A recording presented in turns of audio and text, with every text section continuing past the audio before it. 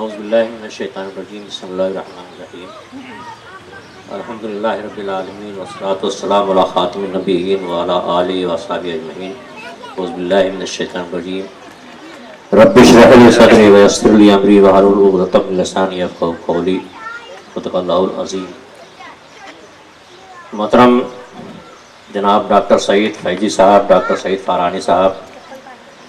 محترم ڈاکٹر افتخار صاحب، ہمارے مشفق استاد مسیر انصاری صاحب، اور اس اسٹیج پر رونق افروز تمام ہی موجودین شہر اور سامنے بیٹھے ہوئے قابل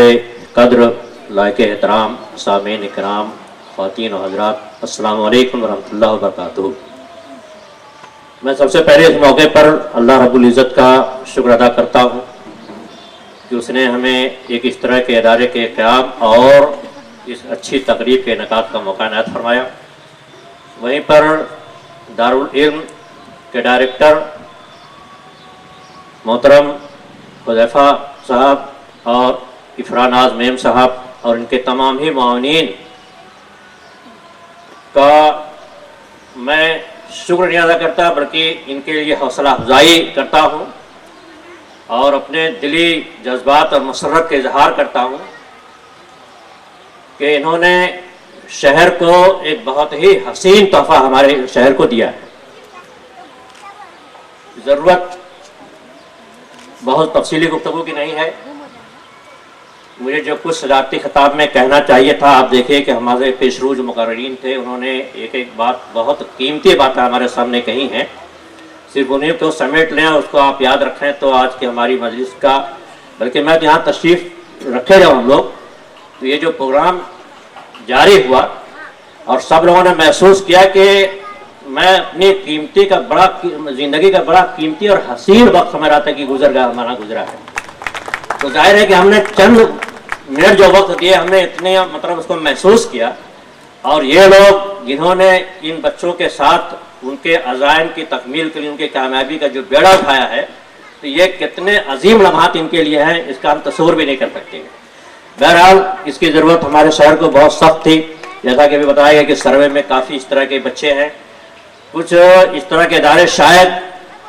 برادران وطن کے علاقے میں تھے، لیکن ہمارے یہاں سے ایک تو دور دراز ہونے کی وجہ سے یا غیر مانوس ماحول ہونے کی وجہ سے بچے وہاں نہیں پہنچ سکتے تھے،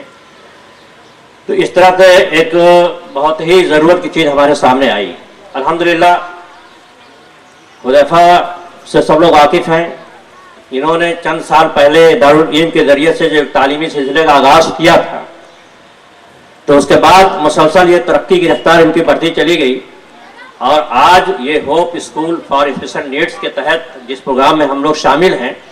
یہ اس کا ایک عملی نمونہ ہمارے سامنے۔ یہ ہماری منزل نہیں ہے بلکہ ہماری منزل کا ایک پڑاؤ ہے، انشاءاللہ ہم تمام لوگوں کے تعاون سے اور اپنے عزم حوصلے کے ساتھ یہ مزید آگے بڑھتے چلے جائیں گے، ہماری ایسی دعا ان کے لیے ہے۔ میں اس موقع پر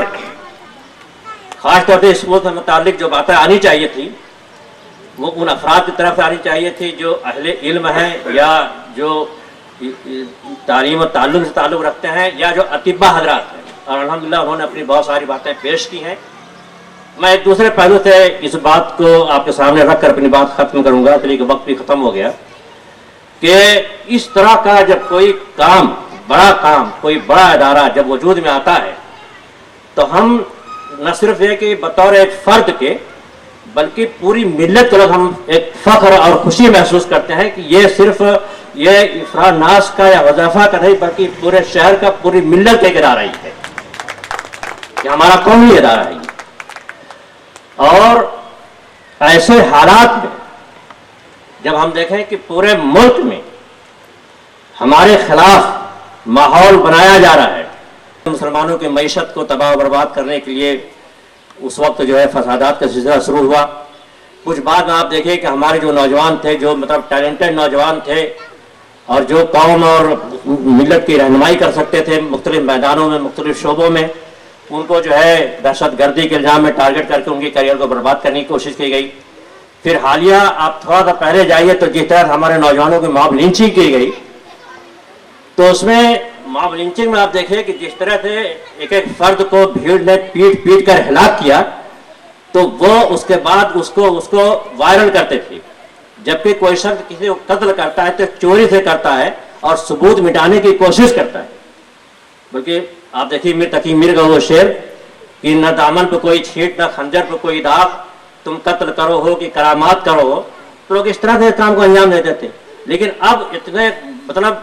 بوال دہنگ اس کام کو کرنے کے کہ اس کو ویڈیو بنا کر کے وائرل کرنا، اس سے دو مقصد تھا. ایک تو یہ کہ ہم اس کام میں آزاد ہیں، ہم کو کوئی ہماری گرفت نہیں ہے، ہم جو چاہیں جس کے ساتھ چاہیں جب چاہیں ایسا کر سکتے ہیں. اور دوسرے یہ کہ وہ پورے امت مسلمہ کی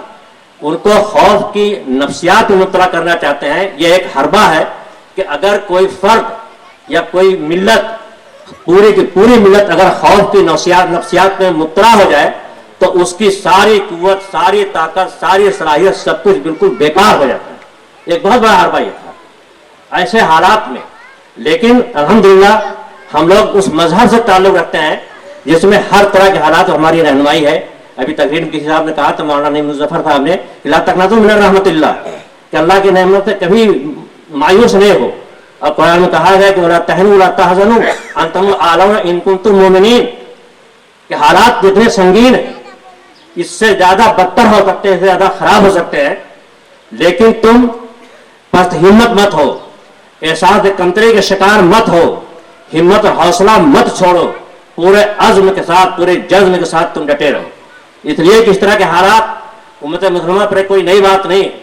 ہم اپنی تاریخ اگر اٹھا کے دیکھیں تو ہم ہمیشہ مسائل سے دوچار رہے اور ہمیشہ اس طرح کی آزمائش ہمارے سامنے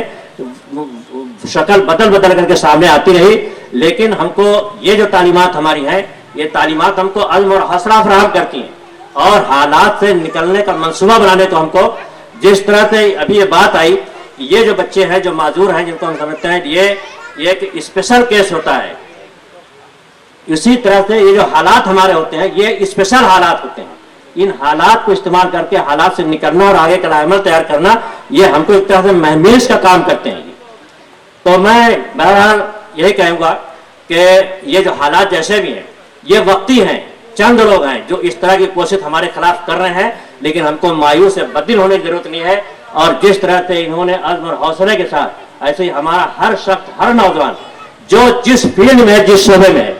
وہ اسی طرح سے بہت ہی آگے جانے کی کوشش کرے. اور دوسری بات کہ اس کو ہم ذاتی غرض کے لیے یا صرف اپنی ملت کے لیے نہیں، بلکہ اس طرح کے کاموں کو ہم پوری انسانیت کو سامنے رکھ کر کے ہم اس کام کو انجام دیں تو انشاءاللہ ہمارے ہاں ملک میں کوئی ہمارے پیر کی بیڑی نہیں بن سکتا ہے